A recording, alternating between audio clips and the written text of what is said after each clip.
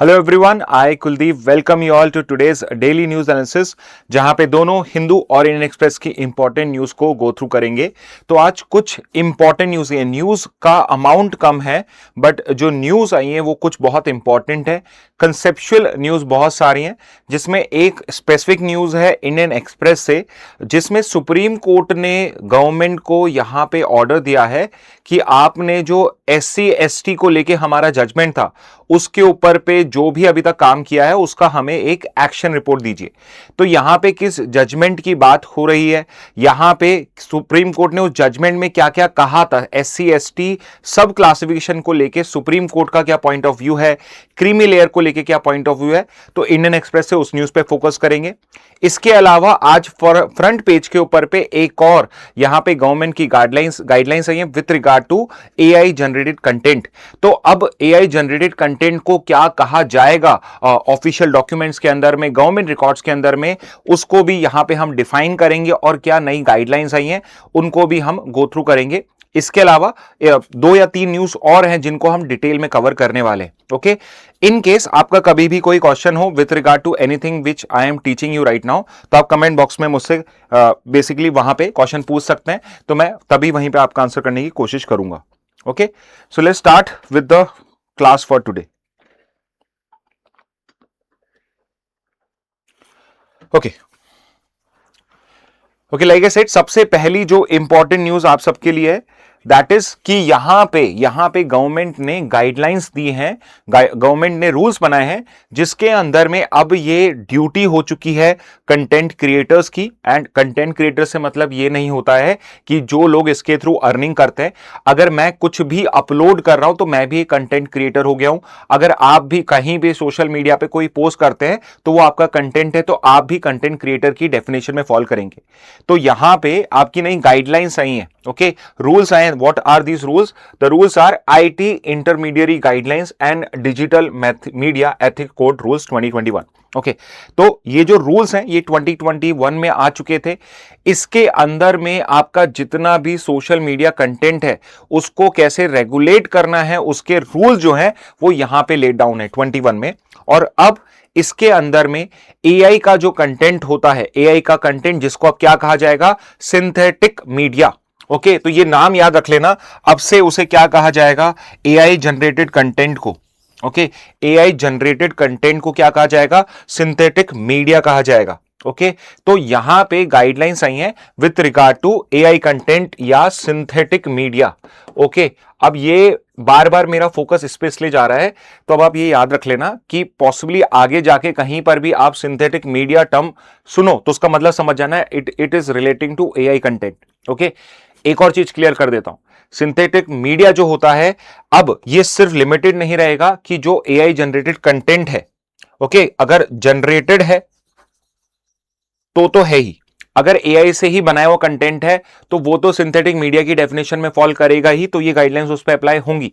But सिर्फ generated ही नहीं, अगर आपने मॉडिफाई किया है, इफ यू हैव मॉडिफाइड और ऑल्टर्ड, या मतलब सिंपल मॉडिफाई करा है या आपने उसमें चेंजेस भी करे हैं कुछ भी, तो वो भी किस में आ जाएगा, अब आपका सिंथेटिक मीडिया की डेफिनेशन में आ जाएगा। और अब ये जो गाइडलाइंस हैं आपके 2021 के रूल्स हैं, ये सारे सिंथेटिक मीडिया के ऊपर पे अप्लाई होंगे। ओके, और यहां पे इससे पहले ड्राफ्ट रूल्स पब्लिश करे गए थे तो उससे डेफिनेशन को थोड़ा नैरो डाउन करा गया है, लेकिन अभी भी बहुत ही इंपॉर्टेंट चेंजेस हैं जो आपके इस टाइप के AI कंटेंट के लेबलिंग के ऊपर पे प्रोवाइड करे गए हैं। ओके, तो यहां पे जो ये गाइडलाइंस है ये आपकी February 20th 2026 यानी अगले 10 दिन के अंदर में ये इंप्लीमेंट आपके होना स्टार्ट हो जाएंगी। इसका एम क्या है, टारगेट क्या है, ऑब्जेक्टिव क्या है? सो द ऑब्जेक्टिव है कि जो photo realistic AI generated content है उसको रेगुलेट करना। सो आज के टाइम में देखिए सोशल मीडिया पे कोई भी कंटेंट आज के टाइम में जो आ रहा है उसको हम ट्रस्ट नहीं कर सकते हैं। And the simple reason being कि आज के टाइम में AI जो जनरेटेड कंटेंट है उसको डिफरेंशिएट करना इतना मुश्किल हो चुका है कि कौन सा आपका रियल वीडियो है, कौन सा आपका डिजिटल मीडिया है, कौन सा आपका सिंथेटिक मीडिया है, वो डिफरेंशिएट करना पॉसिबल नहीं है। तो इसलिए गवर्नमेंट ने यहां पे क्या करा है, इन रूल्स के थ्रू उस सेक्टर को पूरा रेगुलेट करने की कोशिश करा है, सो दैट जब भी कोई एआई जनरेटेड कंटेंट को यूज कर रहा है तो वहां पे आपको वो लेबल दिखता है जिससे यू नो कि एक एआई जनरेटेड कंटेंट है। ओके और यहां पे पहले तो इन रूल्स के अंदर में सिंथेटिक मीडिया के अंदर में क्या क्या आएगा, एआई जनरेटेड कंटेंट में क्या क्या आता है, वो सब बताया गया है, और उसके बाद में कौन कौन से रूल्स इनको फॉलो करने हैं वो बताए गए हैं। तो डेफिनेशन भी आपके लिए बहुत इंपॉर्टेंट है, एंड प्लस जो इनके ऊपर पे अब कंडीशंस लगाई गई हैं वो भी आपके लिए इंपॉर्टेंट है। ओके तो पहले definition of synthetic generated content, तो बहुत ही ब्रॉड डेफिनेशन दी गई है जितना भी एआई कंटेंट है। ओके तो या तो हो सकता है वो सिर्फ ऑडियो हो, सो इट्स नॉट नेसेसरी कि वो पिक्चर या वीडियो होना चाहिए, वो ऑडियो हो सकता है, वो विजुअल हो सकता है। एक और चीज, एआई कंटेंट में आप कंफ्यूज मत हो जाना कि सिर्फ वीडियोस ही आएंगे, अगर कोई फोटो भी है, फोटो भी जो है वो भी उसमें आएगा, और एट द सेम टाइम कोई भी ऑडियो विजुअल इंफॉर्मेशन जो है। ओके तो हर टाइप की जो आपकी डिजिटल मीडिया होती है जो एआई जनरेटेड है या एआई मॉडिफाइड है, वो सब आपकी इसमें कवर हो जाएगी। ओके दूसरा एक और तरीके से बताएं, आर्टिफिशियली और एल्गोरिथमिकली क्रिएटेड, मॉडिफाइड और ऑल्टर्ड।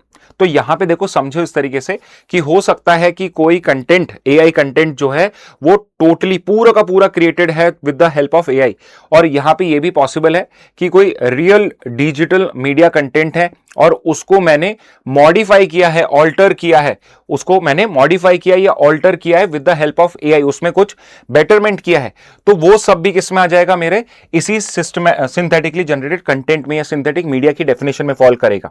ओके और क्लैरिटी लाने के लिए कि बाद में कोई यहां पे इस टाइप का आर्गुमेंट ना दे दे कि देखिए यहां पे जो ये है कि एआई कंटेंट तो लग रहा है बट देख के समझ में आ रहा है कि भाई कि ये एआई कंटेंट है, तो भी यहां पे क्या बोला गया है कि अगर कोई भी ऐसा कंटेंट है जहां पे वो थोड़ा बहुत भी रियल, ऑथेंटिक या ट्रू लग रहा है तो उसको हम सिंथेटिक जनरेटेड कंटेंट मानेंगे। Indistinguishable from a real person और रियल वर्ल्ड इवेंट, तो ये सारी जो डेफिनेशंस हैं, ये सारे जो आपकी पॉइंट्स हैं, ये सब किसको डिफाइन कर रहे हैं, सिंथेटिक जनरेटेड कंटेंट को डिफाइन कर रहे हैं। ओके और यहां पे थोड़ा सा चेंज क्या हुआ है, जो फाइनल डेफिनेशन यहां पे करी गई है वो थोड़ी सी नैरोअर है than the October 2025 draft version. So for example कि आप यहां पे अगर कोई एनिमेटेड वीडियो बना रहे हैं, लेट्स से आपने एनिमेटेड वीडियो बनाया है, अब एनिमेटेड वीडियो में तो वी नो कि ये रियल नहीं हो सकता है। ओके तो चाहे मैं कोई पर्सन जो एनिमेटर होता है वो टेक्नोलॉजी को यूज करके, वो अपनी स्किल्स को यूज के मीडिया डेवलप करे या एआई को यूज करके करे, तो उसमें तो हम डिफरेंशिएट कर सकते हैं कि यहां पे ये रियल तो नहीं है, रियल वर्ल्ड को या उसको तो रेप्लिकेट नहीं कर रहा है। तो पहले के जो आपके ड्राफ्ट वर्जन था उसमें हर टाइप का ये कंटेंट, इररेस्पेक्टिव ऑफ वो किस टाइप का है, उसको आपको लेबल करना था। लेकिन अब क्या कर दिया गया, अब जो है आपका जो इस टाइप का कंटेंट है जिससे आप कंफ्यूज हो सकते हो कि कहीं ये रियल वर्ल्ड कंटेंट तो नहीं है, उसी को ही लेबल करना रिक्वायर्ड है। ओके दूसरा एक और चीज जो यहां पे चेंज हुई है कि पिछले जो अक्टूबर 25 में ड्राफ्ट वर्जन आया था उसके अंदर में रिक्वायरमेंट ये थी कि जो पूरा आपका स्क्रीन होगा, लेट्स सी अगर ये पूरा स्क्रीन है यहां पे, इसके 10% पे लेबल शोकेस होना चाहिए, यानी कि पूरी जो आपकी इमेज होगा या ऑडियो विजुअल कंटेंट है आपका, उसका 10% के पेज पे 10% पार्ट के ऊपर पे आपका जो लेबलिंग है वो विजिबल होना चाहिए। ओके अब क्या कर दिया गया, इसको थोड़ा नैरो कर दिया गया है कि यस वो आपका प्रोमिनेंटली विजिबल होना चाहिए। प्रोमिनेंटली विजिबल होना और 10% तक होने में डिफरेंस है। प्रोमिनेंटली विजिबल का मतलब यह कि yes somewhere on the screen it should be mention कि ये एक एआई लेबल कंटेंट है, but it is not necessary कि वो 10%, 20%, 5% कुछ हो, वो बस प्रोमिनेंटली वहां पे विजिबल होना चाहिए। There should not be any way in which you must be hiding it, कि अगर आपका इंटेंशन हाइड करने का दिख रहा है उसमें कि यस आपने करा तो है, बट द पॉसिबिलिटी कि जो देख रहा है उसको वो शायद इसको मिस आउट कर जाएगा, अगर ऐसा इंटेंशन वहां दिख रहा है तो पॉसिबली आपके अगेंस्ट में एक्शन होगा।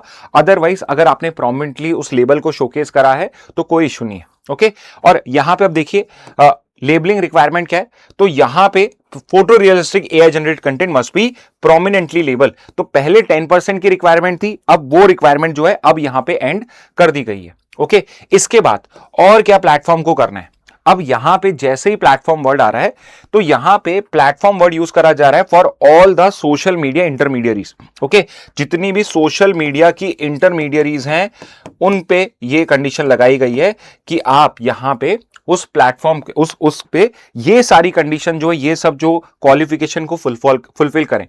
जैसे कि फॉर एग्जाम्पल कि अब आप देखोगे कि अभी very soon you would see on your Instagram pages, your YouTube, कि वहां पे फिर से टर्म्स एंड कंडीशंस आएंगी, जहां पे जब भी आप कोई वीडियो, कोई पिक्चर, कुछ भी अपलोड करोगे तो वहां पे आपको ये चीज में टिक बॉक्स आना स्टार्ट हो जाएगा, जिसमें आपसे कंफर्म करेगा इंस्टाग्राम, आपसे कंफर्म करेगा यूट्यूब कि आप जो कंटेंट डाल रहे हो वो एआई जनरेटेड कंटेंट तो नहीं है, या कहीं भी एआई जनरेशन का कंटेंट का यूज तो नहीं हो रहा है। तो अगर आपका कंटेंट एआई जनरेटेड कंटेंट है तो आपको वहां पे अपना डिस्क्लोजर करना पड़ेगा। ओके, तो यहां पे ड्यूटी किस पे लगाई है कि जितने भी सोशल मीडिया इंटरमीडियरीज हैं उनको अपने सिस्टम में ये एक टिक बॉक्स या एक पॉइंट ऐड करना पड़ेगा कि जब भी कोई यूजर जनरेटेड कंटेंट अपलोड हो रहा है तो वहां पे इसका डिस्क्लोजर लिया जाए। सेकेंड इज कि इसके अलावा अगर यहां पे सोशल मीडिया इंटरमीडियरी के लिए पॉसिबल है कि वो खुद से उसको लेबल कर सकता है तो प्रोएक्टिवली लेबल करे सारे ऐसे कंटेंट को अगर डिस्क्लोजर नहीं किया गया। तो लेट्स से कि आज के टाइम में टेक्नोलॉजी इतनी एडवांस है कि जो इंस्टाग्राम है, यूट्यूब है, they can look at a video while uploading and they can identify कि इसके अंदर में कोई एआई जनरेटेड कंटेंट है या नहीं है। तो यहां पे अगर डिस्क्लोजर नहीं किया गया और उसका सिस्टम आइडेंटिफाई करता है तो उनको प्रोएक्टिवली खुद से लेबल कर देना है उस कंटेंट को। तो यहां पे एक और ड्यूटी लगाई गई है। और तीसरा है कि अगर कोई भी कंटेंट इस टाइप से रिपोर्ट होता है जो उसके हिसाब से, जैसे किसी ने रिपोर्ट करा कि लेट्स से कि किसी ने मेरा एआई जनरेटेड वीडियो बना के अपलोड करा है और मैंने अगर कंप्लेन करी है तो उसको इमीडिएटली रिमूव करना है। जैसे कि यहां पे कोई डीप फेक का यूज है, उसको जैसे ही कहीं पे रिपोर्ट आती है उस डीप फेक को रिमूव करना है। आई am sure deep fake you understand. Deep fake एक टेक्नोलॉजी है जिसके अंदर में फॉर एग्जांपल कि अगर मैं अभी आपके सामने प्रेजेंट हूं तो अगर मैं डीप फेक टेक्नोलॉजी यूज कर रहा होता तो शायद मैं किसी और पर्सन का यहां पे पर्सोना यूज कर पाता कि I must have been looking like Donald Trump बन के मैं वीडियो रिकॉर्ड कर रहा हूं एंड इवन मैं उसका ऑडियो यूज कर सकता हूं। तो डीप फेक टेक्नोलॉजी यूज करके आज के टाइम में पॉसिबल है and it would be very hard for you to know कि यहां पे जो डिलीवर कर रहा है वो सच में डोनाल्ड ट्रंप है या नहीं है, because technology is so good. तो यहां पे क्या बोला है कि अगर कोई भी नॉन कंसेंशुअल डीप फेक यहां पे अपलोड होता है तो वेर एवर नेसेसरी इसको आपको रिमूव करवाना है। तो ये लेबलिंग रिक्वायरमेंट जो है वो यहां पे दी गई है। इसके अलावा यहां पे कुछ टाइमलाइंस दी गई हैं। ये टाइमलाइंस आपको याद होनी चाहिए, ये डायरेक्ट क्वेश्चंस बन जाते हैं आपके one liner. And as per the rules अब यहां पे टेक डाउन रिक्वेस्ट अगर कोई भी किसी सोशल मीडिया इंटरमीडियरी के पास आती है तो उनको एक स्पेसिफिक टाइम के अंदर में पूरा अपना रिमूवल जो है वो करना है। जैसे कि अगर कोर्ट ने ऑर्डर करा है या गवर्नमेंट डिक्लेयर्ड इलीगल कंटेंट है, अगर कोर्ट डिक्लेयर कर रहा है, कोर्ट ने कहा है कि आप इस कंटेंट को रिमूव करिए, या गवर्नमेंट ने किसी कंटेंट को इलीगल कंटेंट डिक्लेयर करा है तो उसको नेक्स्ट 3 आवर्स के अंदर में रिमूव करना है। ओके, अब देखिए एक चीज ध्यान रखनी है आपको यहां पे, अगर कोर्ट या गवर्नमेंट डिक्लेयर कर रही है सो व्हाट इफ यहां पे गवर्नमेंट जो है वो अपोजिशन को टारगेट करते हुए एआई कंटेंट को कर रही है, तो अभी तक उसकी गाइडलाइंस इतनी क्लियर नहीं है। लेकिन यहां पे आप ये कह सकते हो कि अगर केस ऐसा है जिसमें डिस्क्लोजर जो है वो नहीं किया गया, एआई कंटेंट था और ये चीज डिस्क्लोज नहीं करी गई है, उस सिचुएशन के अंदर में 3 आवर्स के अंदर में उसको रिमूव करना ही पड़ेगा। अब ये पिछले जो ड्राफ्ट आया था आपका अक्टूबर में, उससे कैसे डिफरेंस है? तो ड्राफ्ट के अंदर में तो टाइमलाइन, थोड़ा टाइम जो था वो ज्यादा था, आपको 1 से 1.5 दिन तक का टाइम मिल रहा था। यहां पे क्या है, यहां पे अब उसको 3 घंटे में रिमूव करना होगा, जैसे ऐसा कोर्ट का ऑर्डर आता है या गवर्नमेंट का ऑर्डर आता है। ओके, और सेंसिटिव कंटेंट को लेके जैसे कोई डीप फेक है या नॉन कंसेंशुअल न्यूडिटी कहीं पे इन्वॉल्व है, तो for example if you remember हमने रिसेंटली पढ़ा भी था कि अभी एक केस आया था कि एक्स के प्लेटफॉर्म पे ग्रोक एआई को यूज करके विमेंस की डीप फेक्स न्यूड फोटोग्राफ्स को अपलोड किया जा रहा था और वो ऑब्वियसली नॉन कंसेंशुअल था। तो उस केस के अंदर में अगर सेंसिटिव कंटेंट है जहां पे without permission D fakes use करे जा रहे हैं किसी के, या नॉन कंसेंशुअल न्यूडिटी वहां पे एक्सपोज करी जा रही है, तो उस केस के अंदर में वो removal must be done with in 2 hours of reporting of such incident. Okay, और यहां से हमें क्या दिखता है कि कितनी ज्यादा अर्जेंसी गवर्नमेंट शो कर रहा है जब इस टाइप का कोई मैटर हो। Okay, at the same time अगर मैंने यहां टाइमलाइन दी है, 3 घंटे की टाइमलाइन है for general content and 2 hours की टाइमलाइन है फॉर सेंसिटिव कंटेंट, तो अगर यहां पे जो आपकी सोशल मीडिया इंटरमीडियरीज है, इंस्टाग्राम है, आपका यूट्यूब है, आपके अलग अलग प्लेटफॉर्म्स है, अगर वो उसको रिमूव नहीं करते हैं तो उस सिचुएशन में उनके अगेंस्ट में क्या हो सकता है। तो इसके लिए आपको सेफ हार्बर का जो प्रोविजन है वो समझना पड़ेगा। ओके, तो ये कई बार मैं डिस्कस कर चुका हूं, ग्रोक एआई के केस में मैंने डिस्कस करा था और यहां फिर से आ चुका है। और यहां पे मैं आपको एक चीज बताना चाहूंगा, अगर कोई चीज बार बार रिपीट हो रही है आपके न्यूज़पेपर्स में तो वो हमारे लिए इंपॉर्टेंट हो जाता है। तो यहां पे आप ये समझिए कि सेफ हार्बर का जो प्रोविजन है, इसकी अंडरस्टैंडिंग जो है ये आपके एग्जाम पर्पस के लिए बहुत ही इंपॉर्टेंट है। तो सेफ हार्बर प्रोविजन क्या कहता है, तो देखिए सेफ हार्बर का प्रोविजन जो है ये आपके सेक्शन 79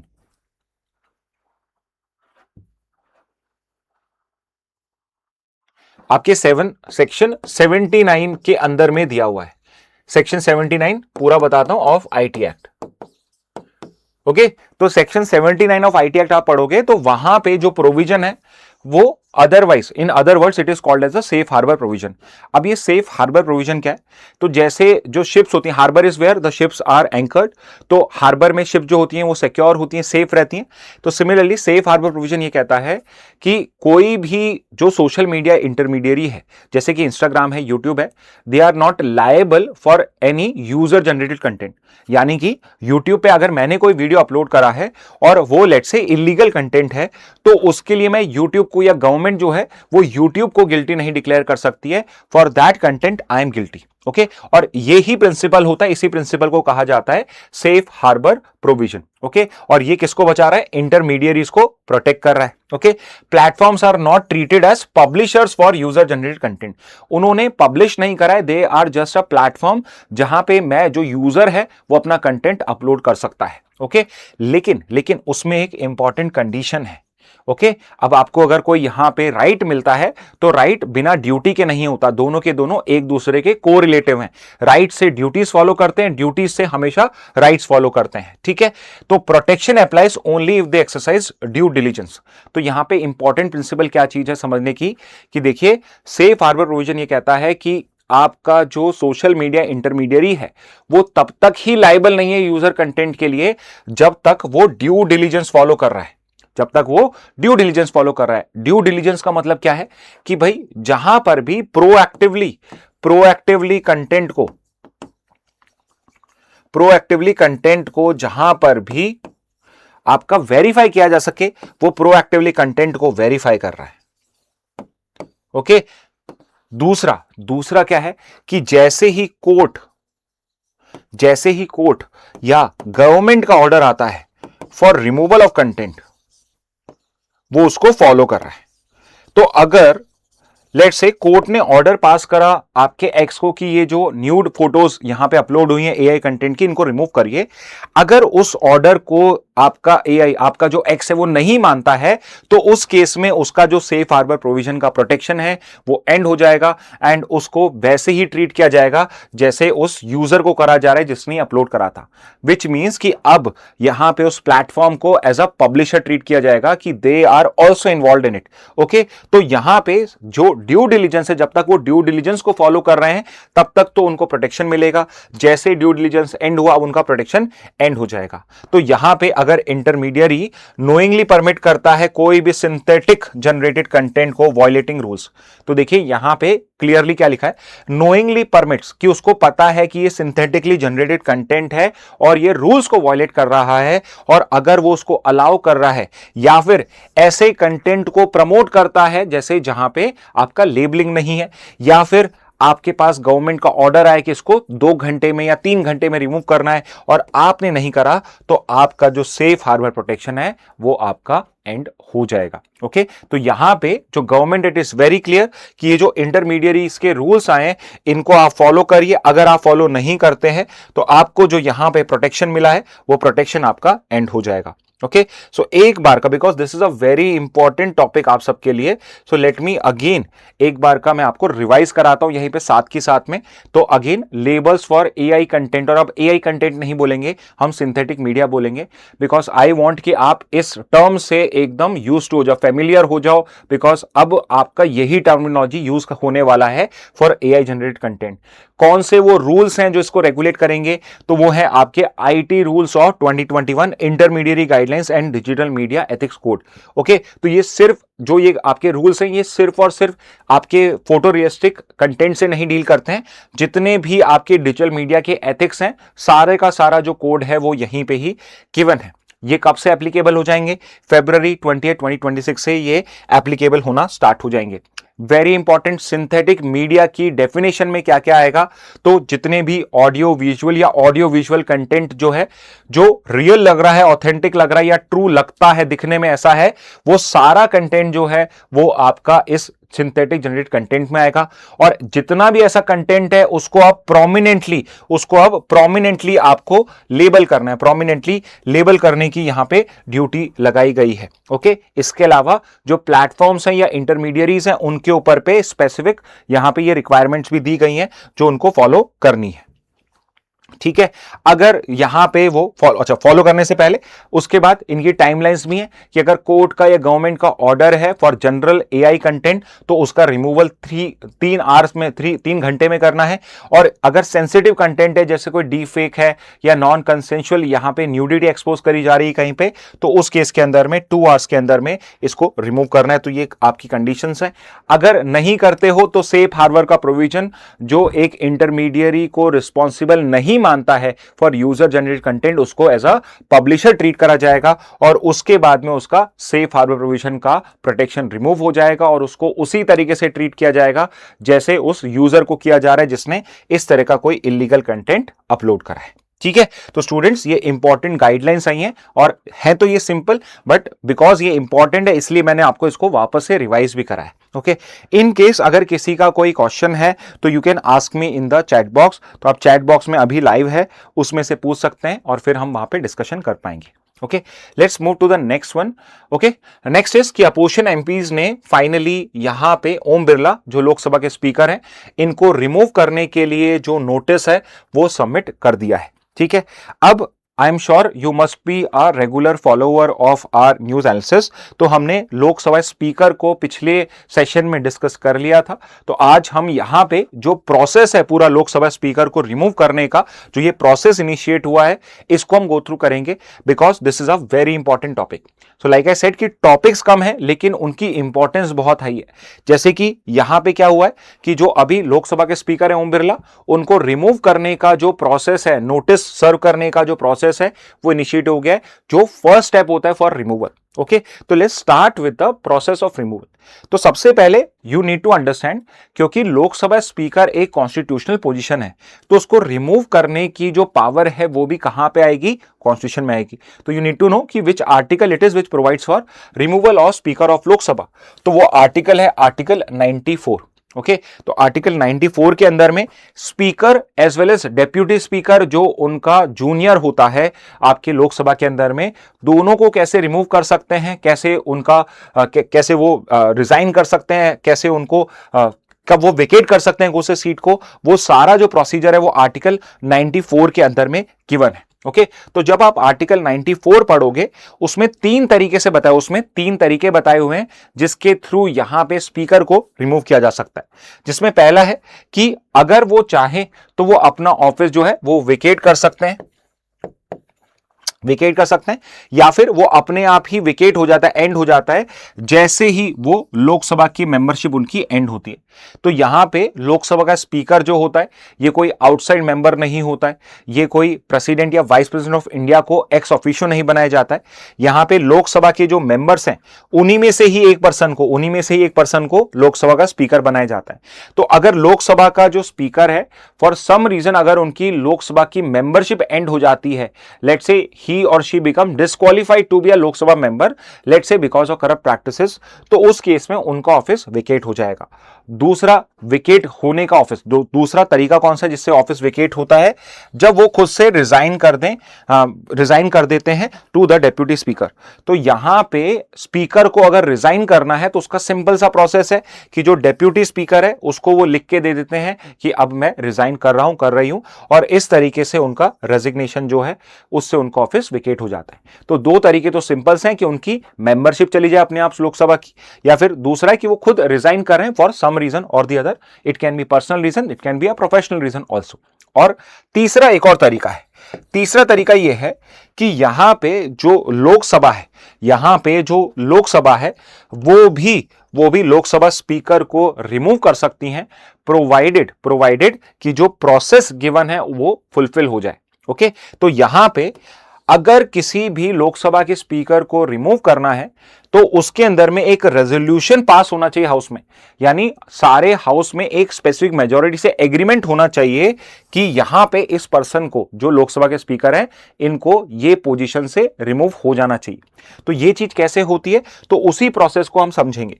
जैसे कि यहां पे अब पहला स्टेप जो है कि जो नोटिस का पार्ट है वो यहां पे स्टार्ट हो चुका है, तो अब आगे के स्टेप्स अगर फुलफिल हो जाएंगे तो उनको रिमूव कर दिया जाएगा। ओके, तो यहां पे आपको पूरा प्रोसेस मैंने समझा रखा है। सबसे पहले स्टेप से चलते हैं जो आज कंप्लीट हुआ है। ओके, तो पहला स्टेप यह है कि अगर किसी भी मेंबर को, तो यहां पे फर्स्ट स्टेप के अंदर में रिक्वायरमेंट नहीं है कि 50 मेंबर, 100 मेंबर, 200 मेंबर यहां पे प्रेजेंट हो।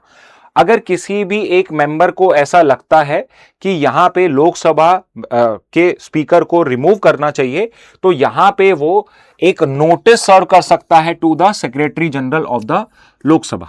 ओके, अब लोकसभा का जो स्पीकर के रिमूवल का नोटिस है, अब वो लोकसभा के स्पीकर को तो दे नहीं सकते। ये मैं क्यों कह रहा हूं, क्योंकि जब भी कोई नोटिस सर्व करना होता है लोकसभा में तो वो आप एड्रेस करते हो टू द लोकसभा स्पीकर, लेकिन यहां पे बिकॉज लोकसभा स्पीकर के रिमूवल का ही रेजोल्यूशन है तो उसको यहां पे सबमिट किया जाता है in writing to the secretary general of the Lok Sabha. तो जो लोकसभा के सेक्रेटरी जनरल हैं उनको ये नोटिस जो है वो रिटर्न में दिया जाता है। इसके बाद जो मोशन होता है वो आप इनिशिएट कर सकते हो, लेकिन उससे पहले देयर इज अ रिक्वायरमेंट। जैसे ही ये आपका लेटर आता है, ये लेटर फॉरवर्ड करा जाता है लोकसभा स्पीकर को, और लोकसभा स्पीकर को 14 डेज का नोटिस दिया जाता है। ओके, तो यहां पे पहला स्टेप तो क्या हुआ है कि आपने नोटिस सर्व करा है सेक्रेटरी जनरल को। इसके बाद जो सेक्रेटरी जनरल है वो यहां पे 14 डेज का एडवांस नोटिस देते हैं स्पीकर को कि आपके अगेंस्ट में मोशन के लिए, आपको रिमूव करने के लिए मोशन लाया जा रहा है। तो यहां पे पहले स्टेप में नोटिस, सेकेंड स्टेप के अंदर में 14 डेज का advance notice to the speaker. इसके बाद में जब मोशन इनिशिएट होगा तो यहां से प्रोसीडिंग स्टार्ट हो रही है लोकसभा के अंदर में, यहां पे डिस्कशन स्टार्ट हो रहा है। तो थर्ड स्टेप के अंदर में रिक्वायरमेंट क्या होगी कि जो मोशन ऑफ रिमूवल है इसको डिस्कस करना पड़ेगा after at least 50 members supported. Okay, तो यहां पे समझना क्या है, पहले कोई भी एक पर्सन जाके, कोई भी एक लोकसभा का मेंबर जाके नोटिस इन राइटिंग दे सकता है to the secretary general of Lok Sabha. Secretary general of Lok Sabha का काम क्या है, 14 डेज का एडवांस नोटिस सर्व करना टू द लोकसभा का स्पीकर कि आपके अगेंस्ट में मोशन ऑफ रिमूवल आए। इसके बाद थर्ड स्टेप होता है लोकसभा के अंदर में, जिस दिन भी वो प्रोसीडिंग्स इनिशिएट होंगी उस दिन 50 members are going to stand up and they are going to say we support this motion। तो यहां पे एक मैनुअल काउंटिंग करी जाएगी। तो अगर उस मोशन को सपोर्ट करने के लिए 50 प्लस मेंबर्स खड़े होते हैं तो उस केस के अंदर में मोशन जो है वो एक्सेप्ट हो जाएगा और प्रोसीडिंग्स आगे बढ़ेंगी। लेकिन अगर 50 मेंबर्स उसको सपोर्ट नहीं करते हैं तो वो मोशन वहीं फेल हो जाएगा। ओके, यानी कि यहां पे प्रोसीडिंग्स एंड हो जाएंगी एंड लोकसभा स्पीकर कंटिन्यू कर सकते हैं as the Lok Sabha speaker. Okay, और यहां पे हाउस को बता दिया जाता है कि भाई जो परमिशन है, लीव का मतलब होता है यहां पे परमिशन। आप लीव का मतलब छुट्टी समझते होगे, बट लीव का मतलब एक और होता है विच इज परमिशन। तो यहां पे हाउस को इन्फॉर्म कर दिया जाता है कि लीव इज नॉट ग्रांटेड, और इसके बाद में जो नॉर्मल प्रोसीडिंग्स होती हैं लोकसभा की रेगुलर, वो आपकी इनिशिएट हो जाती हैं। लेकिन अगर लीव ग्रांट हो जाती है तो फिर डिस्कशंस इनिशिएट होते हैं on the removal of Lok Sabha speaker.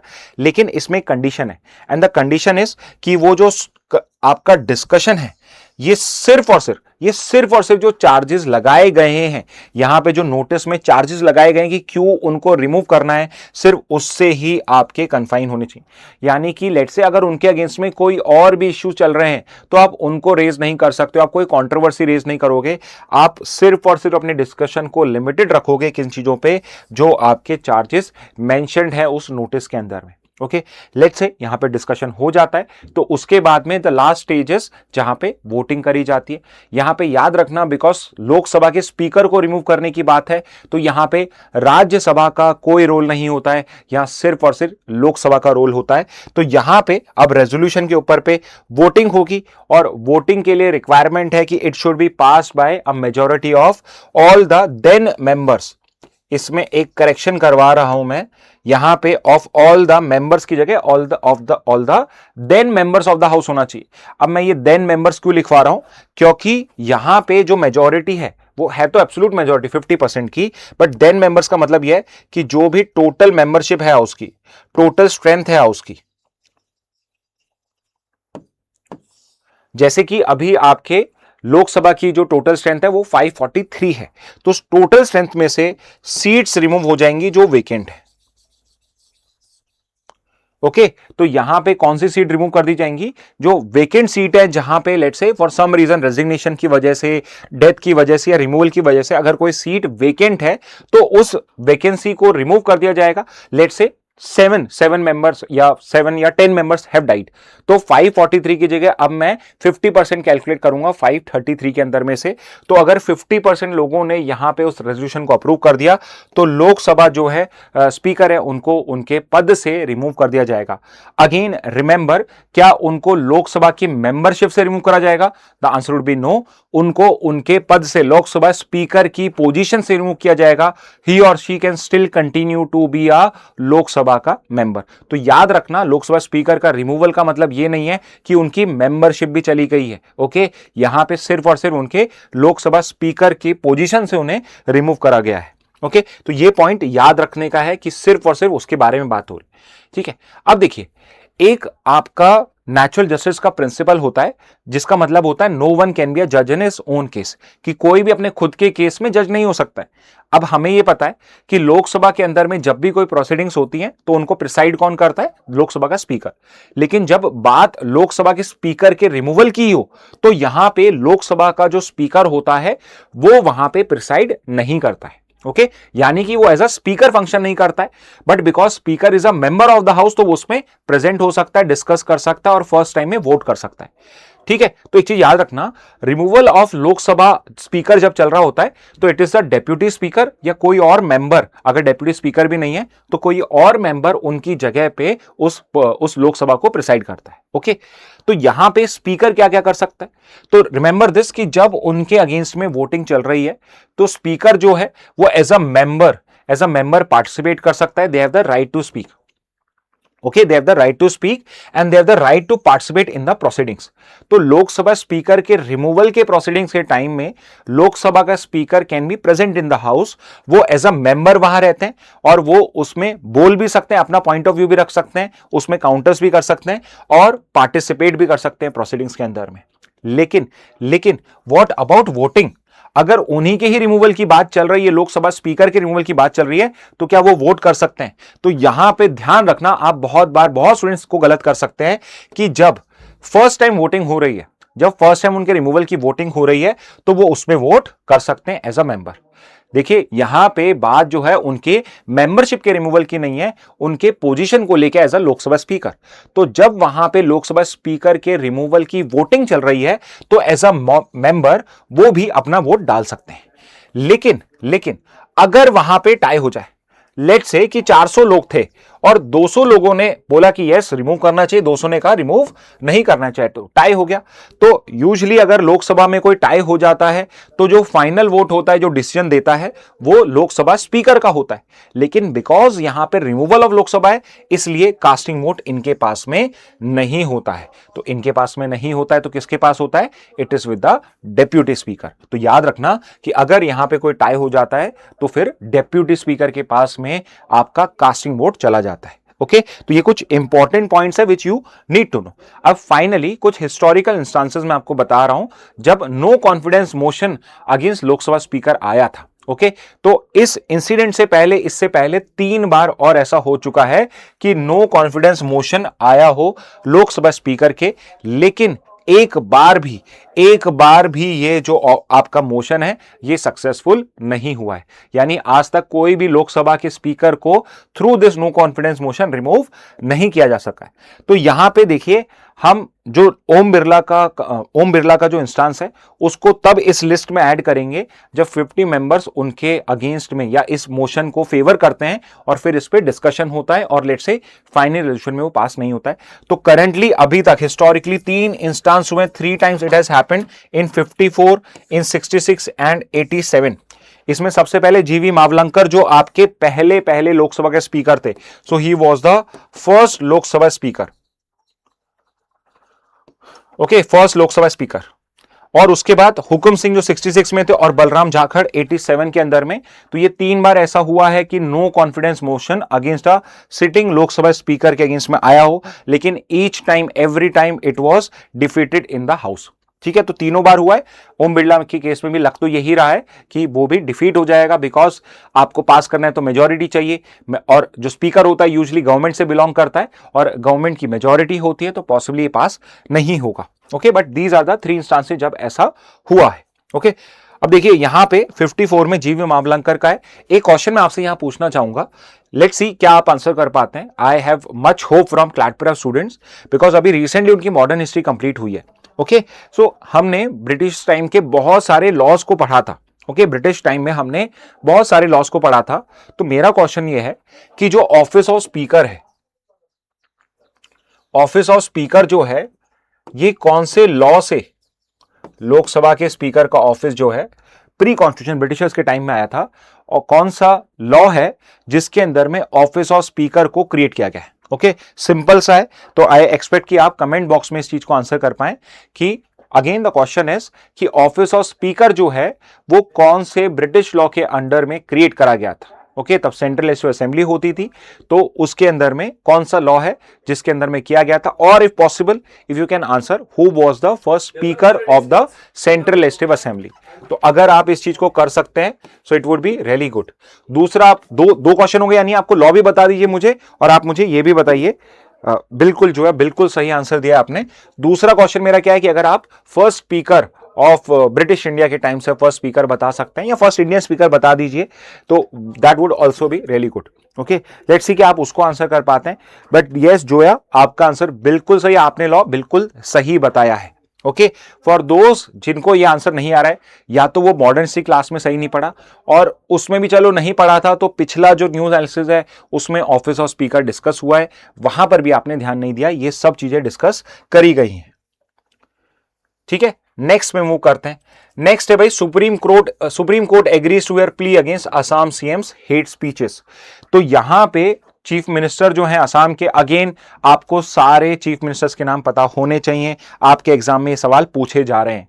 तो असम का सीएम कौन है? असम के सीएम है हिमंता बिस्वा शर्मा।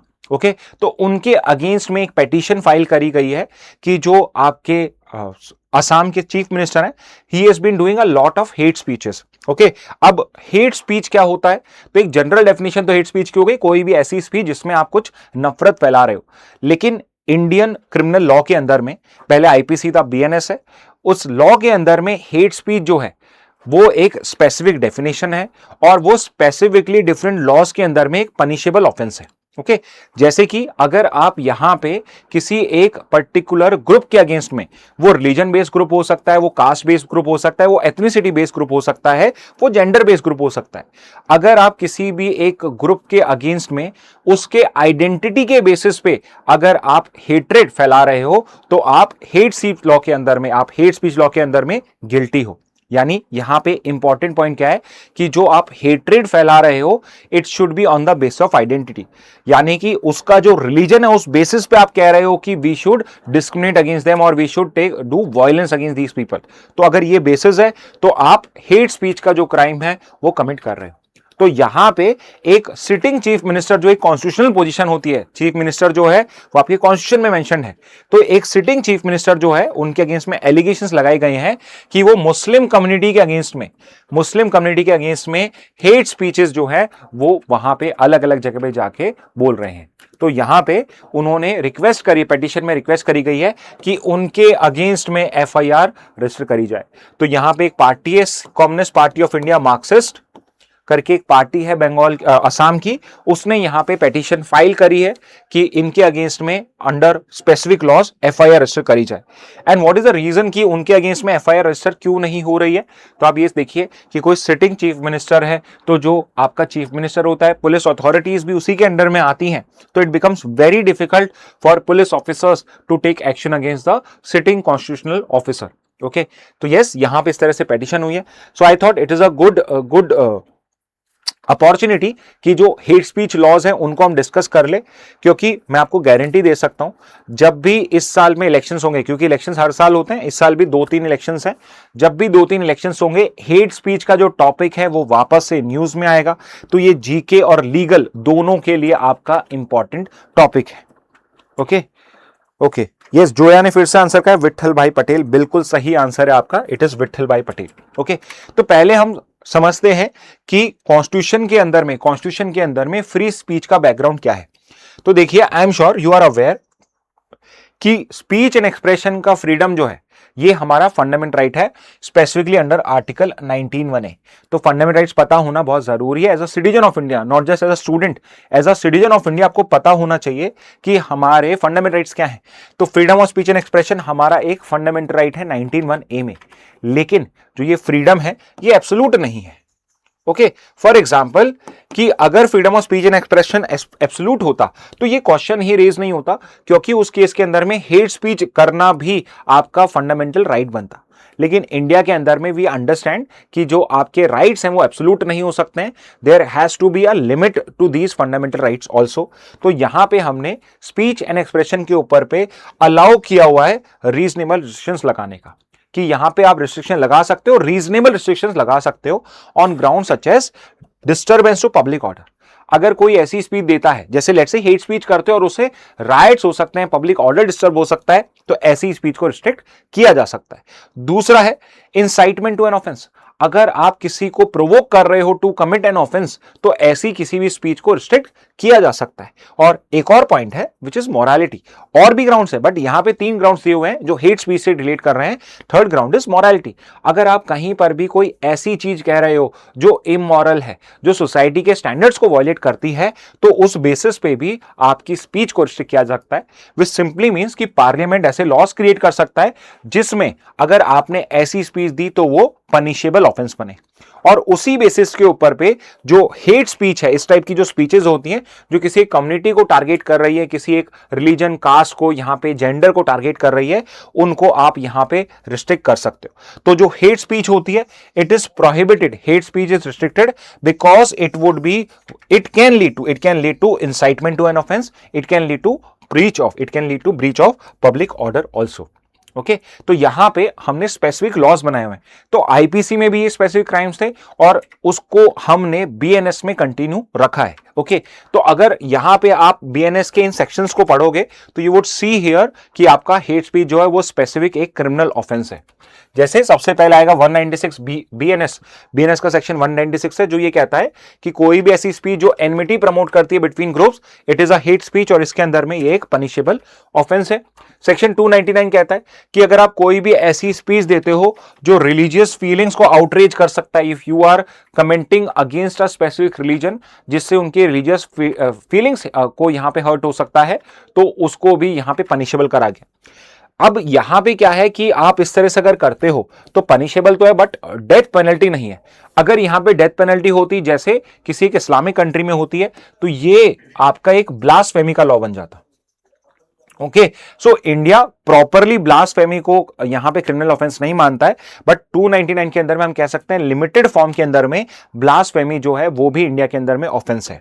ठीक है, थर्ड पे आते हैं, सेक्शन 353 है। 353 क्या कहता है कि अगर कोई भी आप ऐसी स्पीच देते हो जो दो क्लासेस के बीच में, जो किसी भी बेसिस पे हो सकती है, रीजन कास्ट के बेसिस पे, अगर यहां पे उससे हेट्रेड जनरेट होती है तो वो भी एक पनिशेबल ऑफेंस है। ओके, तो ये तीन आपके भारतीय न्याय संहिता के ऊपर में के अंदर में प्रोविजंस हैं जो इनको पनिशेबल करता है। ओके, और आपके जो पॉलिटिशियंस हैं उनके ऊपर पे रिस्पॉन्सिबिलिटी सेकेंडरी भी है, एक और रिस्पॉन्सिबिलिटी उनके ऊपर पे, और वो क्या है, आपके जो पॉलिटिशियंस हैं उनके ऊपर पे, स्पेसिफिकली जो सिटिंग एमपीज एमएलएस होते हैं उनके ऊपर पे रिप्रेजेंटेशन ऑफ पीपल एक्ट लगता है, रिप्रेजेंटेशन ऑफ पीपल एक्ट 1951, और वो स्पेसिफिकली इसको ऑफेंस बनाता है अगर आप रिलीजन के नाम पे वोट मांगते हो। ओके, तो अगर आप किसी के भी रिलीजन को अपील करते हो कि आप इस रिलीजन से, मैं इस रिलीजन से बिलोंग करता हूं तो आप मुझे वोट करिए, तो उसको एक करप्ट प्रैक्टिस माना जाएगा and you would be disqualified to contest in an election. Okay, तो अगर किसी ने मान लो ऐसे हेट स्पीच दी थी, रिलीजन के नाम पे वोट मांगे थे and he has won the elections, तो इलेक्शन जीतने के बाद जब भी केस पास होगा तो उसको अपनी सीट को भी छोड़ना पड़ेगा। ओके, तो यहां पे आप देख सकते हो कि we are very clear, our law is very clear कि आप इस तरीके से कहीं पर भी हेट स्पीच नहीं दे सकते हो। और सुप्रीम कोर्ट जो है वो भी वेरी स्ट्रिक्ट रहा है इस चीज में, बहुत स्ट्रिक्ट रहा है जहां पर भी हेट स्पीच इन्वॉल्व हो। जैसे कि 2020 का ही केस देख लीजिए, Amish देगवन versus union of India. इसके अंदर में क्या बोला गया, hate speech is a speech attacking the identity of a group. Okay, तो मैंने बार बार किस चीज पे फोकस करा है कि हेट स्पीच किसी इंडिविजुअल के अगेंस्ट में नहीं होती है। हो सकता है कोई इंडिविजुअल दूसरे रिलीजन का हो, दूसरी कास्ट का हो, तो अगर आप उस इंडिविजुअल को टारगेट कर रहे हो तो वो हेट स्पीच नहीं है। उस पर्सन, वो जो पर्सन है, अगर उसको डेफेमेशन लगता है तो केस फाइल कर सकता है, लेकिन यहां पे वो हेट स्पीच नहीं है। लेकिन अगर आप उसकी आइडेंटिटी, उसका जो रिलीजन है, रेस है, कास्ट है, सेक्स है, प्लेस ऑफ बर्थ है, उसके बेसिस पे अगर आप कर रहे हो तो वहां पे वो क्या हो जाएगा, हेट स्पीच में फॉल करेगा।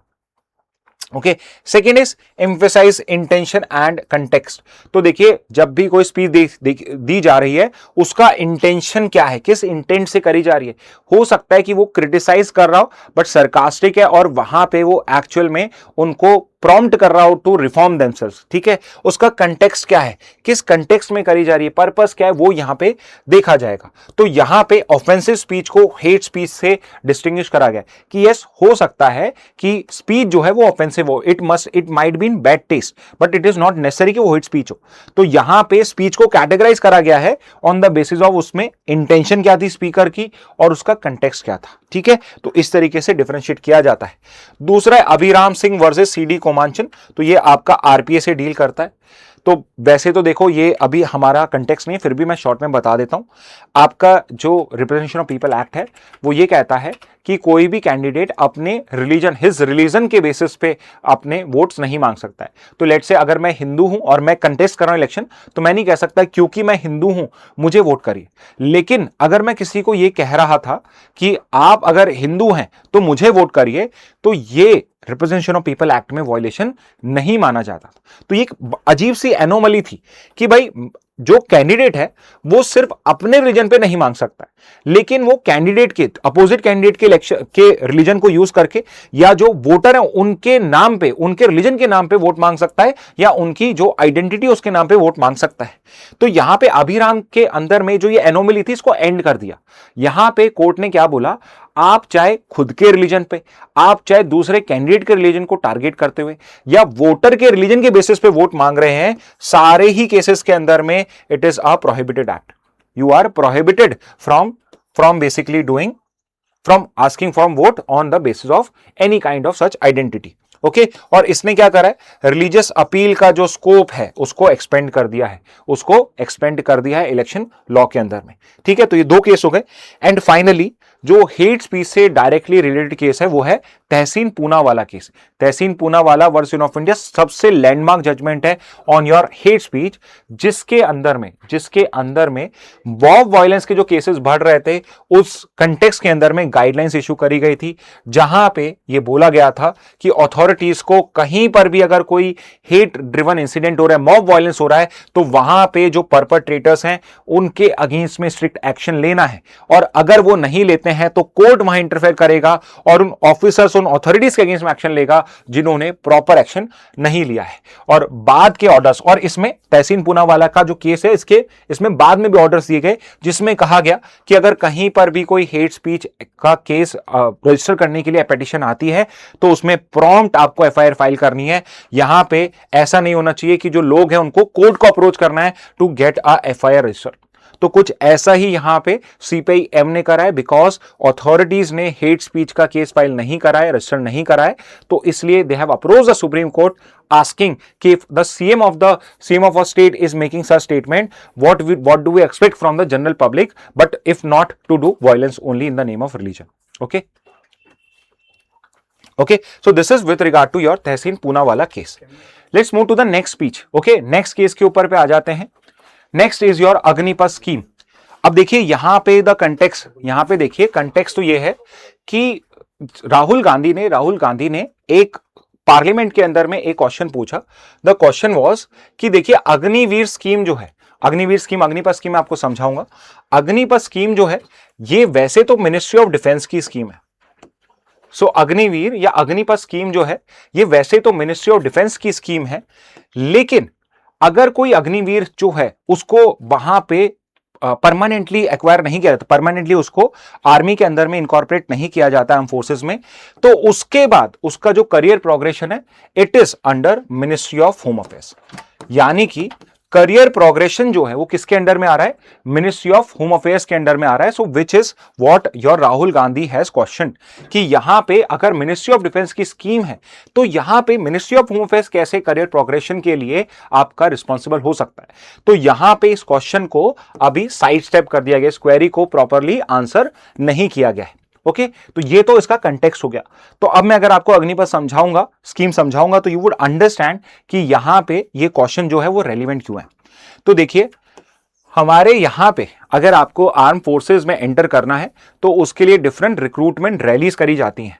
तो उस रिक्रूटमेंट रैलीज में अगर आप उनके स्टैंडर्ड्स को पास कर देते हो तो आपको आर्मी में, आपको नेवी में, एयरफोर्स में इंडक्ट कर लिया जाता है, मतलब आर्म फोर्सेस में इंडक्ट कर लिया जाता है। ओके, लेकिन जब आप बहुत सारे लोगों को इंडक्ट करते हो उससे प्रॉब्लम क्या होती है कि बहुत सारे लोग अगले 15-20 साल तक सर्विस में रहते हैं। सो लेट्स से अगर उनको मैंने 20 की एज पे, 22 की एज पे हायर भी करा है, so by the time all of them are 42, they are still in the army. तो उसे होता क्या है, ईयर ऑन ईयर मेरी जो एवरेज एज है आर्म फोर्सेस की वो इंक्रीज होती है। And the problem with higher ages कि वो उतने ज्यादा एक्टिव नहीं रह पाते हैं। ओके, और आज के टाइम में रिक्वायरमेंट क्या है कि मुझे बहुत ही ज्यादा एजाइल फोर्सेस चाहिए कि भाई अगर मैं किसी को कहूं कि आपको पाकिस्तान में पैराशूट से जंप करना है तो they all of them should be very active, very modern in their approach और फटाफट से काम कर देना है। तो उसी चीज को देखते हुए यहां पे हमने ये अग्निपथ स्कीम को लॉन्च किया था सो दैट एवरेज एज जो है आर्मी में उसको हम कम कर सके। ओके, तो सेंट्रल गवर्नमेंट ने 22 में एक स्कीम निकाली थी, अग्निपथ स्कीम, जिसके अंदर में जितने भी आर्म फोर्सेस हैं उनके रिक्रूटर्स को स्कीम के अंडर में अब रिक्रूट किया जाता है। तो अब अलग से कोई रिक्रूटमेंट प्रोसेस नहीं है। अगर किसी को आर्मी का पार्ट बनना है ऑफिसर्स रैंक से नीचे तो उसके लिए अग्निपथ स्कीम के थ्रू उनको इंडक्ट किया जाता है। ओके, तो यहां पे remember this, below official rank. तो ऑफिसर रैंक के लिए जैसे अगर कोई आप में से करना चाहता है तो आप एनडीए का जो प्रोसेस है या जो सीडीएस का एग्जाम होता है उसके थ्रू आप जाते हो। लेकिन अगर आपको ऑफिसर रैंक से नीचे वाली पोजीशंस पे जाना होता है तो उसके लिए अग्निपथ स्कीम होती है जिसके थ्रू रिक्रूटमेंट किया जाता है। जिनको भी रिक्रूट किया जाता है उन्हें अग्निवीर कहा जाता है। तो ये पुराने प्रोसेस से डिफरेंट कैसे? सो ये डिफरेंट है बिकॉज यहां पे जो अग्निवीर को रिक्रूटमेंट किया जाता है that is for a fix period of 4 years only. Okay, तो एक अग्निवीर को 4 साल के लिए रिक्रूट किया जाता है। यानी कि आपका जब भी आपको अगर अग्निवीर स्कीम में सेलेक्ट किया जाता है, अग्निपथ स्कीम में, तो आप हमेशा के लिए सिलेक्ट नहीं हो, आपका पूरा करियर अब आर्मी में नहीं रहेगा, आपको सिर्फ 4 साल के लिए किया जाएगा। ओके, और उसके अंदर में एक चीज क्या करी जाएगी कि 4 साल आपको उसमें 6 months की ट्रेनिंग दी जाएगी और 3.5 months का, तो 6 months का ट्रेनिंग होगा आपका और 3.5 years यानी 3.5 साल की आपको कहीं पे बेसिकली पोस्ट किया जाएगा। और उस 4 साल में आपका क्या परफॉर्मेंस रहा है उसके बेसिस पे 25% को परमानेंटली इनरोल किया जाएगा। यानी कि अगर 100 लोग अग्निवीर बने हैं, 100 लोगों को अग्निपथ स्कीम में रिक्रूट किया गया है, तो उसमें से सिर्फ 25 को परमानेंटली इनरोल किया जाएगा। 75 would be release from the service after completion. यानी 4 साल के बाद जो 75% लोग हैं उनको वहां से निकाल दिया जाएगा या उनको हटा दिया जाएगा, उनको आगे परमानेंटली इनरोल नहीं किया जाएगा। इससे क्या होगा कि एटलीस्ट हर साल ऐसे आपके 75% लोग रहेंगे जो आपके न्यूली रिक्रूटेड ही रहेंगे। ओके, और इसमें एज लिमिट क्या है ज्वाइन करने की?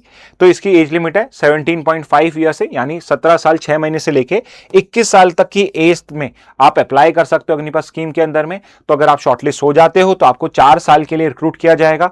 अगर आप लकी हो, उन 25% में से हो जिनका परफॉर्मेंस सबसे अच्छा है, तो आपको फिर परमानेंटली इनरोल किया जाएगा। Rest 75% would be asked to go back. Okay, और ये मेन और वीमेन दोनों के लिए ओपन है। ठीक है, तो 17.5 साल से 21 साल में आप एंटर कर सकते हो स्कीम के अंदर में। ओके, अब ऐसा नहीं है कि जब आप उस आर्मी में रहोगे और आपको 4 साल बाद निकाल दिया जाएगा तो आपके लिए कोई फाइनेंशियल बेनिफिट्स नहीं है। So yes, there are financial benefits also. तो जब 4 साल कंप्लीट हो जाते हैं, जिन अग्निवीर्स को आपका परमानेंटली रोल नहीं किया जाता है उनको एक सेवा निधि पैकेज दिया जाता है। ओके, तो आपको जब आप 4 साल के लिए आर्मी में रहोगे तो आपको उसका पेमेंट तो मिलेगा ही, एनुअल पेमेंट तो मिलेगा ही, बट उसके अलावा आपके लिए एक अलग से फंड भी क्रिएट करा हुआ है। तो जब भी कोई पर्सन रिटायर होता है, रिटायर नहीं होता, 4 साल उसके कंप्लीट होते हैं, तो उसको एंड में 11.71 लाख रुपीस का एक सेवा निधि पैकेज भी मिलता है। मतलब इतना पैसा जो टैक्स फ्री लमसम अमाउंट है वो उसको अकाउंट में क्रेडिट कर दी जाती है। ठीक है, लेकिन बैड न्यूज है कि इनको कोई भी पेंशन नहीं मिलती है। जो 25% परमानेंटली एनरोल्ड हुए उनको पेंशन मिलेगी और इनको नहीं मिलेगी। What if someone dies on duty? Let's say Agniveer में ही किसी पर्सन, अग्निपथ स्कीम में किसी को बॉर्डर एरिया में करा था और वहां पे उसकी डेथ हो जाती है वाइल ऑन ड्यूटी, तो उस केस के अंदर में फैमिली को अप्रोक्सीमेटली 1 करोड़ रुपीस प्लस जो ये सेवा निधि पैकेज है ये प्रोवाइड किया जाता है। अगर उस पर्सन को कोई डिसेबिलिटी हो जाती है during service, because of the service only, ऐसा नहीं कि आउटसाइड सर्विस कुछ हुआ है, अगर सर्विस के किसी ड्यूटी पर्पस की वजह से उसको कोई डिसेबिलिटी होती है तो यहां पे 44 लाख तक का कंपनसेशन है depending on severity of the disability. तो depending on the disability 44 lakh का कंपनसेशन दिया गया है, लेकिन आपको कोई पेंशन नहीं मिलेगी। ओके, तो ये इस तरीके से अब क्या होता है, इस तरीके से आपकी आर्म फोर्सेस के अंदर में रिक्रूटमेंट होता है पहले 4 साल के लिए। If you are the lucky 25% तो आपको आगे फॉरवर्ड किया जाता है, आपको परमानेंट रोल किया जाता है, अदरवाइज आपको ये फाइनेंशियल पैकेज मिलते हैं and then you are on your own. However you understand कि अगर आप पिछले 4 साल से आर्मी में हो तो आपकी कुछ वैल्यू तो जो सोसाइटी है या डिफरेंट जॉब्स उसमें होगी, जैसे सिक्योरिटी पर्पस के लिए जो जॉब्स होती हैं उसके अंदर में आपको प्रेफरेंस मिल सकती है। तो यहां पे बिकॉज अग्निवीर स्कीम के अंदर में आपने एक लॉन्ग ट्रेडिशन को चेंज किया था, तो there was lot of public approach. तो हरियाणा है, पंजाब है, जहां से बहुत सारे लोग आर्मी में जाते हैं, there was lot of protest against this Agniveer scheme. तो यहां पे जो डिफरेंट मिनिस्ट्रीज उन्होंने क्या कहा कि जो ये अग्निवीर से जिनको शॉर्टलिस्ट नहीं किया जाता है उनको हम प्रेफरेंस देंगे बाकी की जो गवर्नमेंट जॉब्स हैं। तो एग्जाम्पल के लिए आपकी एक्सटर्नल डिफेंस के लिए तो मिनिस्ट्री ऑफ डिफेंस रिस्पॉन्सिबल है और इंटरनल डिफेंस के लिए ministry of home affairs responsible है। तो अगर आपने इनका नाम सुना हो, सीआरपीएफ है, बीएसएफ है, सीआईएसएफ है, असम राइफल्स है, इंडो टिबेटन बॉर्डर फोर्स है, ओके एक्सेट्रा, बहुत सारी इस टाइप की पैरामिलिट्री फोर्सेज हैं। एंड नॉट जस्ट ये तो आपके मिनिस्ट्री ऑफ होम अफेयर्स में, प्लस जो स्टेट गवर्नमेंट है, स्टेट पुलिस है, उसके अंदर में भी तो हमें ट्रेन्ड ऑफिशियल चाहिए। एंड अगर कोई आर्मी के डिसिप्लिन एनवायरमेंट से आया है तो who is better than them to hold such positions. तो यहां पे मिनिस्ट्री ऑफ होम अफेयर्स ने, डिफरेंट स्टेट पुलिस ने अनाउंस करा कि हमारी जो पुलिस रिक्रूटमेंट होगी, जो होम अफेयर्स ने कहा कि हमारी जो पैरामिलिट्री की रिक्रूटमेंट्स होगी उसमें हम प्रेफरेंस देंगे किनको, यहां पे जो ये ऑफिशियल्स हैं। ओके, और इसी चीज को क्योंकि इन्होंने इस तरीके से अनाउंस करा है, यहां पे गवर्नमेंट का भी ऑफिशियल जो पेपर है जिसके अंदर में उन्होंने इस स्कीम के बारे में बताया, करियर प्रोग्रेशन के बारे में एक पेपर पब्लिश करा है, उसमें भी यही लिखा हुआ है कि once these Agniveers are non recruited, उसके बाद उनके करियर प्रोग्रेशन की जिम्मेदारी मिनिस्ट्री ऑफ डिफेंस की नहीं, मिनिस्ट्री ऑफ होम अफेयर्स की होगी। तो यहां पे राहुल गांधी ने इसी चीज को क्वेश्चन करा है कि जब इन अग्निपथ स्कीम के अंदर में जो लोग हैं उनको रिक्रूट मिनिस्ट्री ऑफ डिफेंस कर रहा है, तो उनके करियर प्रोग्रेशन के लिए मिनिस्ट्री ऑफ होम अफेयर्स जो है वो कैसे रिस्पॉन्सिबल हो सकता है। तो करंटली सेंटर ने इसको आंसर नहीं किया है। लेट्स सी इसका क्या आंसर मिलता है। ओके, बट आई होप आपको ये अग्निपथ और अग्निवीर की स्कीम समझ में आ गई होगी। ओके, नेक्स्ट न्यूज पे चलने से पहले let me look at the comment box. Sonam Wangchuk is the living example. Hate speech का I am not sure Aditya, Sonam Wangchuk पे आप हेट स्पीच कैसे लगाओगे? He had not done any hate speech. उल्टा उनको यूएपी के अंदर में आई थिंक बहुत गलत तरीके से उनको चार्ज किया गया है। That is my personal opinion. वैसे मैं ये क्लियर कर देता हूं। The only EC officer who took this law seriously, Shri Shannain, yes, not sure about the year he served. Aditya, you are correct actually. उनका जो tenure है, it was during this time only. 1996 तक तो I'm not sure, but yes, 91, 92 में जब reforms, electoral reforms हुए थे आपके, that was a period जब आपके जो श्रीधरन, श्रीशान नाम नहीं है, TS श्री, उनका नाम था, Can someone tell me जो TN सेशन? यस, ओके, तो ये नाम था उनका, श्रीशन नहीं था नाम, TN सेशन करके नाम है उनका, TN सेशन करके। So he was a former IAS officer और इनको इलेक्शन कमीशन ऑफ इंडिया बनाया जाता है। एंड उस टाइम में ये अपनी अथॉरिटी को प्रॉपरली यूज करते हैं और जहां पर भी कोई इलेक्टोरल कंडक्ट का वायलेशन होता है तो ये प्रॉपर एक्शन अनाउंस करते हैं उस केस के अंदर। ओके, तो yes, really good to know you know this person. Okay, तो ये है TN session. He is a very good example for how you should conduct yourself if you are a government officer. Okay, ठीक है, तो ये था। और कोई question you can still ask me in the comment box. Okay, anyway, so I was discussing this. Next news पे आ जाते हैं हम। तो यहां पे एक एडिटोरियल है Takaichi's prime. So I am sure ये न्यूज भी आपने कवर करी होगी कि यहां पे जापान की पहली फीमेल प्राइम मिनिस्टर बनी है Sanae Takaichi. Okay, so this is not a new news exactly, क्योंकि इनको अपॉइंट कर दिया गया था as prime minister in October 25। तो ये अक्टूबर 25 में ही आपकी जापान की पहली प्राइम मिनिस्टर बनी थी।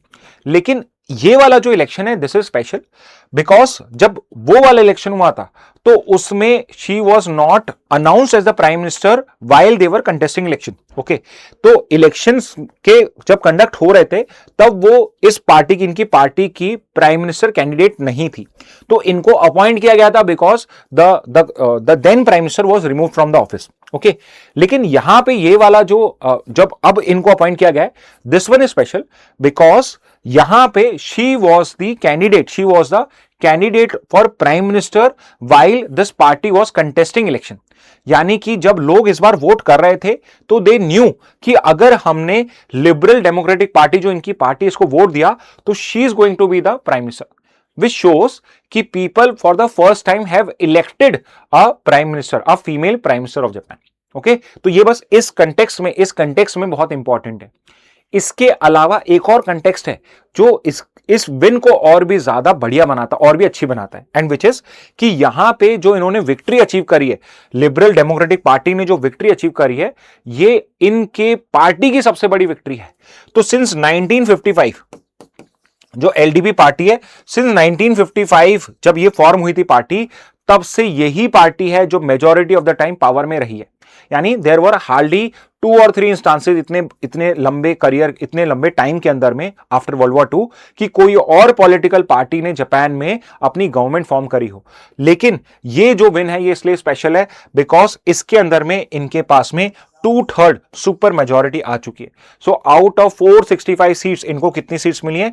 316 मिली है, जो इस पॉलिटिकल पार्टी का, LDP का बेस्ट परफॉर्मेंस है। ओके अब यहां पे इस सुपर मेजोरिटी का फायदा क्या है, तो आप ऐसे समझिए कि अगर नरेंद्र मोदी का जो इनका जो गोल था कैंपेन के अंदर में अब की बार 400 पार, तो अगर सुपर मेजोरिटी हो जाती तो इनके पास में कोई भी लॉ पास करने की, कोई भी अपना एक्शन लेने की पावर आ जाती है. They would not have been dependent on other political parties for taking decisions in the Lok Sabha and Rajya Sabha. तो सिमिलरली यहां पर भी जो टकाईची का यहां पे रिजल्ट आया है, ये यहां पे एक बहुत बड़ा मैंडेट शो करता है to his for his policies, for her policies in the Japanese parliament. Okay, तो इस वजह से सने ताकाइची वाली जो न्यूज है आपके लिए काम की है. ओके, नेक्स्ट पे आ जाते हैं. जो मैं आपको शुरुआत में बता रहा था कि कौन सा वो जजमेंट है जो इंडियन एक्सप्रेस में हमें गो थ्रू करना है. Okay, oops looks the like wrongest tuition time. Okay Aditya, and also Aditya if you want to discuss, I have already told you कैसे आप हमें रीच कर सकते हैं. ठीक है. ओके, सब classification of SC STs and your OBCs in India. Okay, तो सुप्रीम कोर्ट ने सेंटर से पूछा है कि आपने अब तक क्या करा है SC ST क्लासिफिकेशन के वर्डिक्ट के ऊपर पे. तो देखिए यहां पे आपको मैं रिजर्वेशन, थोड़ा सा रिजर्वेशन कैसे इंडिया में दिया जाता है वो समझा रहा हूं. ठीक है. So I am sure you are aware कि इंडिया के अंदर में हमने जो डिफरेंट कास्ट ग्रुप्स हैं, ट्राइबल ग्रुप्स हैं, उनको SC ST और OBC में डिवाइड करा गया और इनको रिस्पेक्टिवली 15%, 7.5% और 27% यहां पे रिजर्वेशन प्रोवाइडेड है. ओके, एंड इंटरेस्टिंगली OBCs के अंदर में बहुत सारी आपकी कास्ट है, तो उन डिफरेंट कास्ट को मैं डिफरेंट ग्रुप्स में डाल सकता हूं.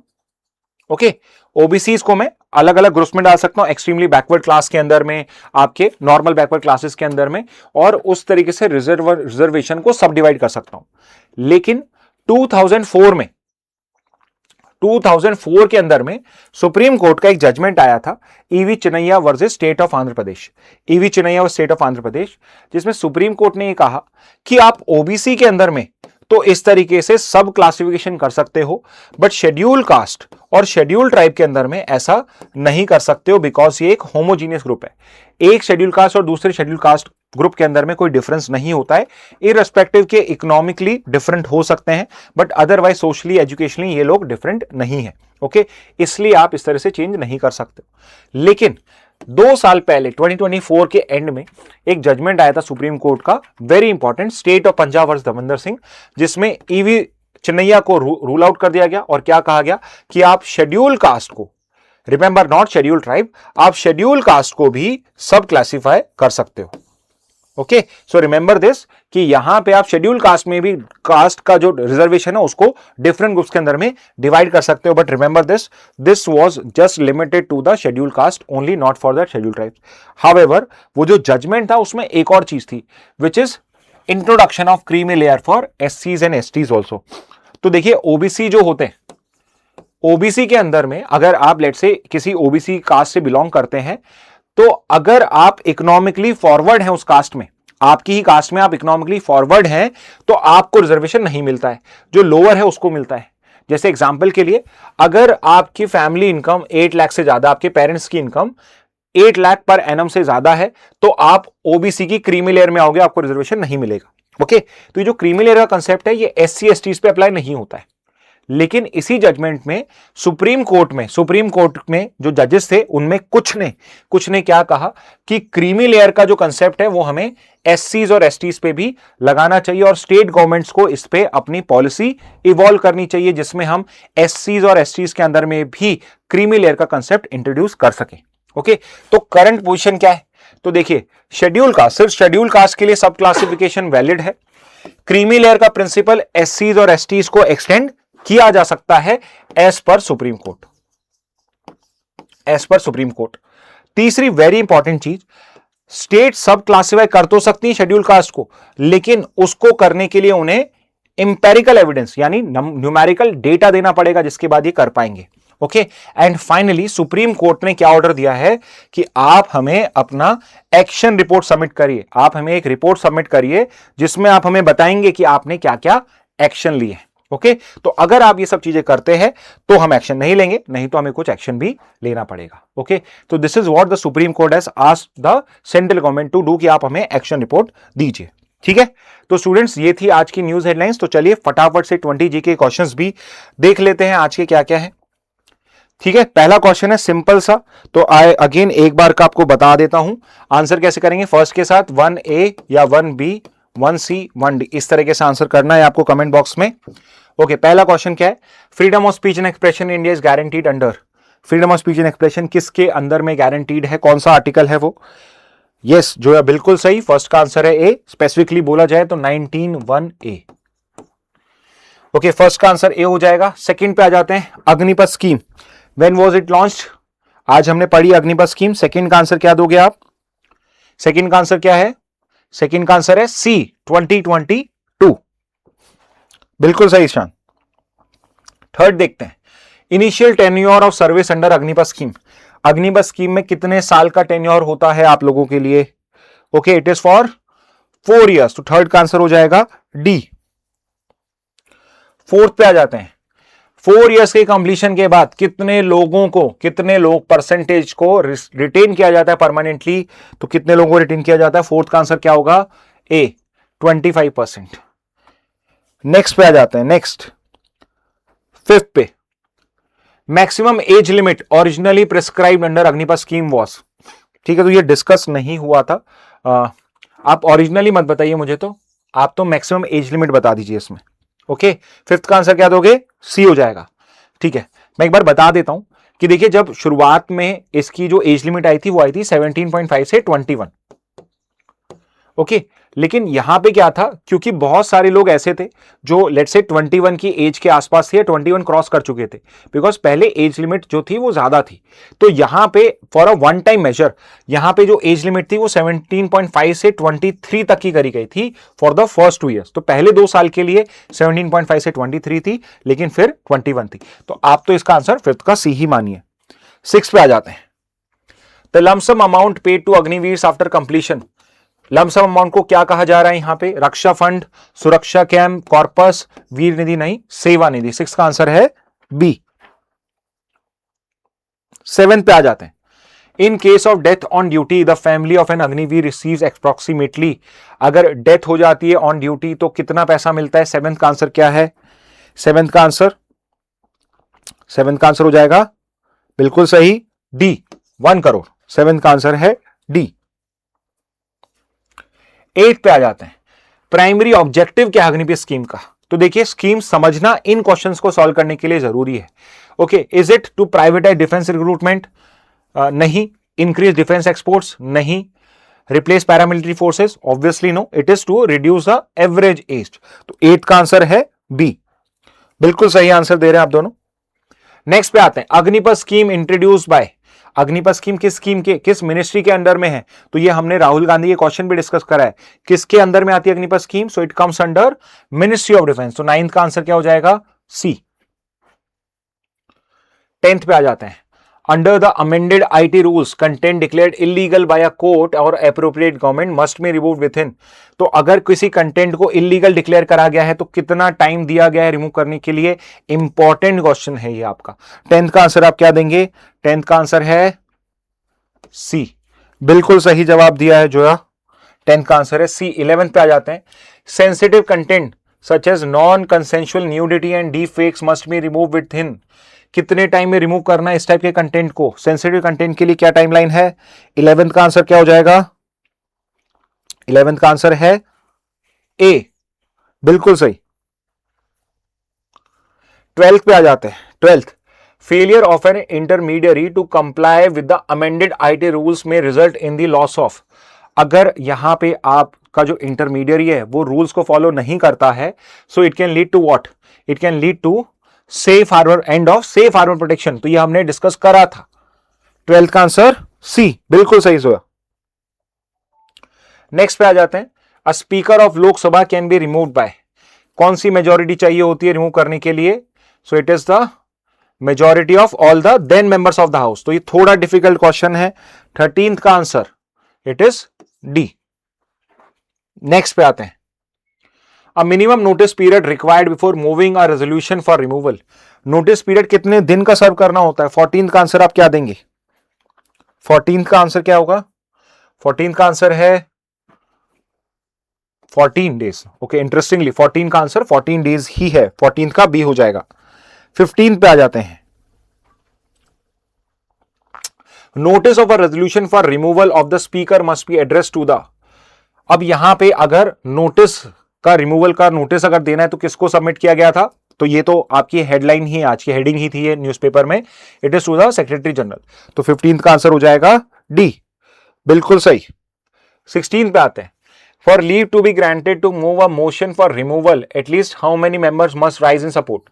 ओके, तो यहां पे रिमूवल का जो नोटिस है वो तो एक पर्सन भी दे सकता है, लेकिन कितने लोगों का सपोर्ट चाहिए, एटलीस्ट 50 मेंबर्स का।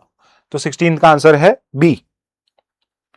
17 पे आते हैं, during removal proceeding the speaker, अगर रिमूवल प्रोसीडिंग्स के में स्पीकर को क्या करना है, रिजाइन इमीडिएटली नहीं, कैन नॉट पार्टिसिपेट बिल्कुल नहीं, पार्टिसिपेट कर सकता है, प्रिसाइड ओवर डिस्कशन बिल्कुल नहीं, can speak and take part in proceeding. तो 17 का आंसर है सी। 18 पे आते हैं, the creamy layer principle for OBC was originally introduce in which case. अब ये मैंने डिस्कस नहीं किया है, लेट्स सी आप इसको आंसर कर पाते हैं क्या।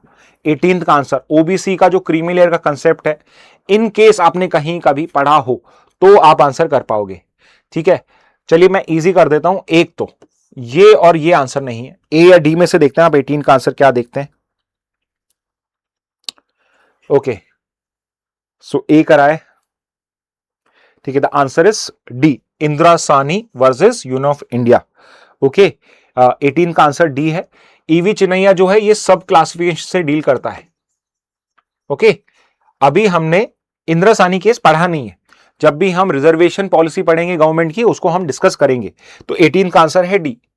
19 पे आते हैं, 102nd constitutional amendment act granted constitutional status to the, ये भी हमने डिस्कस नहीं करा है, लेट्स सी आप इसको आंसर कर पाते हैं क्या। 100 कॉन्स्टिट्यूशनल अमेंडमेंट एक्ट से कौन सी नई बॉडी क्रिएट करी गई थी, वॉज इट फाइनेंस कमीशन, नहीं, ये आपके आर्टिकल 280 में। Is it national commission for schedule caste schedule tribes, no, they were already created, तो ये पहले से थे। 342 ए और बी में नहीं, 341 और 342 में आएंगे ये, और यहां पे 342 ए से हमने national commission for backward classes create कराया बाय 102nd। तो 19 का आंसर हो जाएगा ए। 20th पे आते हैं, who became the first female PM of Japan. Okay, very easy question. 20th का आंसर, 20th का आंसर आप क्या दोगे, इट इज सनाए तकाइची। तो 21 तो इजी था, बी बिल्कुल सही आंसर दिया आपने। ठीक है, 21st पे आते हैं, Sanae Takaichi belongs to which political party, कौन सी पार्टी से बिलोंग करती हैं, तो she belongs to the Liberal Democratic Party. तो 21 का आंसर हो जाएगा बी। ठीक है, तो ये तो इजी सा क्वेश्चन थे दोनों लास्ट के। तो ओके स्टूडेंट्स, तो ये थे आज की news headlines and along with your 21 GK question. कोई भी क्वेश्चन आपका है तो please you can ask me in the comment box. इसी मैसेज के साथ आज का सेशन एंड करते हैं। Thank you and have a very nice day.